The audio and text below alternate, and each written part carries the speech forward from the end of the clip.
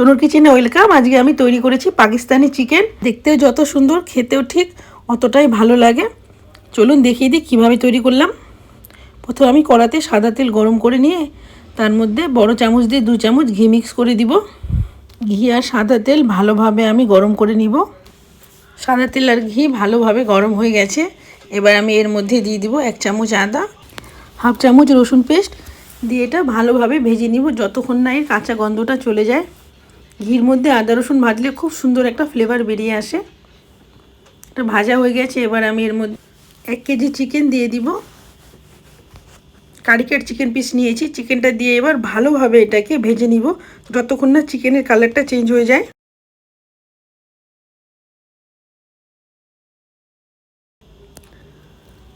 ভালোভাবে এটাকে আমার ভাজা হয়ে গেছে, কালার চেঞ্জ হয়ে গেছে চিকেনের। দেখুন চিকেন থেকে একটু জলও বেরিয়ে আসবে। এই পর্যায়ে আমি ভালোভাবে হাই ফ্লেমে এটা ভাজতে থাকবো, অনবরত নাড়তে হবে। এবার আমি গ্যাসের ফ্লেমটা কমিয়ে দিয়েছি। দিয়ে এখানে আমি 6টা মাঝারি সাইজের পেঁয়াজ চপার দিয়ে চপ করে নিয়ে এটাকে দিয়ে দিলাম। এখন আঁচটা হাই রাখবো, না হলে পেঁয়াজ থেকেও জলটা বেরিয়ে আসবে। দিয়ে আমি এটাকে আবারও ভেজে নিচ্ছি ভালোভাবে। ভাজা হয়ে গেছে। এবার আমি এখানে 7-8টা কাঁচা লঙ্কা মাঝখানে চিড়ে দিয়ে দিলাম। দিয়ে দিব 1 বড় চামচ লবণ দিয়ে এটাকে আবারও ভালোভাবে কষিয়ে নিচ্ছি।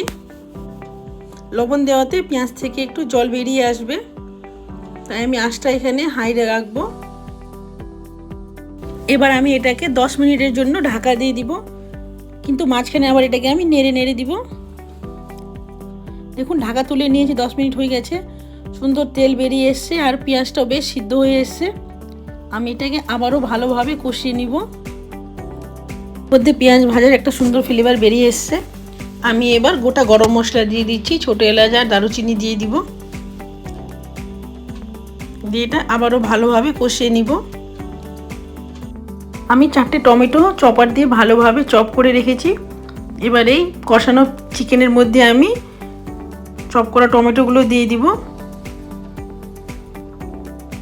টমেটো দিয়ে এটাকে আমি আবারও ভালোভাবে কষিয়ে নিব যতক্ষণ না টমেটোটা ভাজা ভাজা হয়ে যায়। টমেটো থেকেও আবার একটু জল বেরিয়ে আসবে। এটা ভাজা ভাজা হয়ে গেছে। এবার আমি এর মধ্যে দিয়ে দিব হলুদ, কাশ্মীরি লঙ্কা গুঁড়ো, 1 চামচ ধনে গুঁড়ো দিয়ে এটাকে ভালোভাবে কষিয়ে নিব।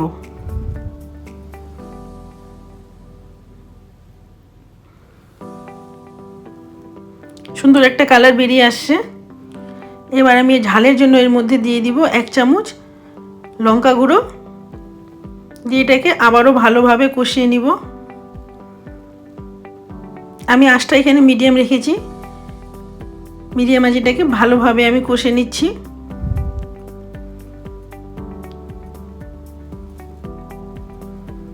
তেল বেরিয়ে এসে আমি এখানে আরেকটু লবণ দিয়ে দিচ্ছি। লবণটা আমার প্রয়োজন ছিল। লবণ দিয়ে এটাকে আবারও ভালোভাবে আমি 7 মিনিটের জন্য ঢাকা দিয়ে দিব। 7 মিনিট হয়ে গেছে, আমি ঢাকা তুলে নিব।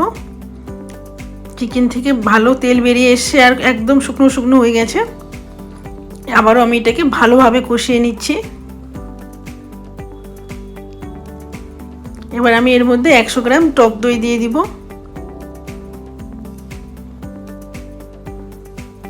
টক দই দিয়ে এটাকে আবারও ভালোভাবে কষিয়ে নিব।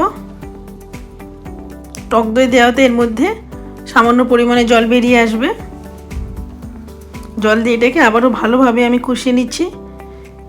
চিকেনটা আমার কষানো হয়ে এসছে। এর উপর থেকে আমি কসুরি মেথি দিয়ে দিলাম। দিয়ে দিব 1 চামচ গরম মশলা গুঁড়ো দিয়ে এটা ভালোভাবে কষে নিয়ে ঝোলের জন্য এবার আমি একটু জল মিক্স করে দিব।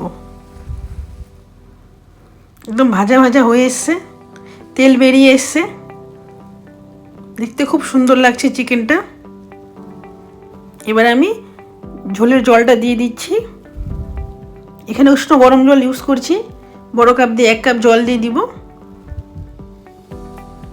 জল দিয়ে এটাকে ভালোভাবে নেড়ে ফুটিয়ে নিব যতক্ষণ না চিকেন থেকে তেল উপরে বেরিয়ে আসে। খুব সহজভাবে এই টেস্টি চিকেনটা রান্না করা যায়। আপনারা বাড়িতে তৈরি করে দেখুন। চিকেনটা রেডি হয়ে গেছে, তুলে আমি সার্ভ করব।